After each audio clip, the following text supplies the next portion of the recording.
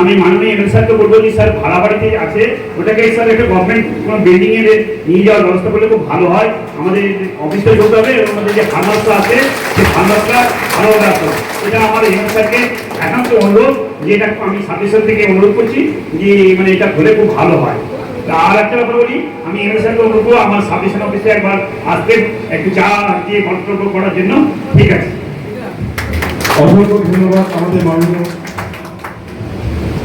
আমাদের বলতে অসুবিধা নেই, এই ফলতায় বিভিন্ন জেলা পরিষদের বিভিন্ন বিল্ডিং রয়েছিল, সরকারি বিভিন্ন বিল্ডিং রয়েছিল, কিন্তু কিছু গ্রামের লোকজন মানে ক্ষোভ বিক্ষোভের জন্য হয়তো কিছু কাজ ভেঙেছিলেন, বের করেছিলেন। তারপর আমরা জানতে পারলাম যে ওটা সরকারি অফিস।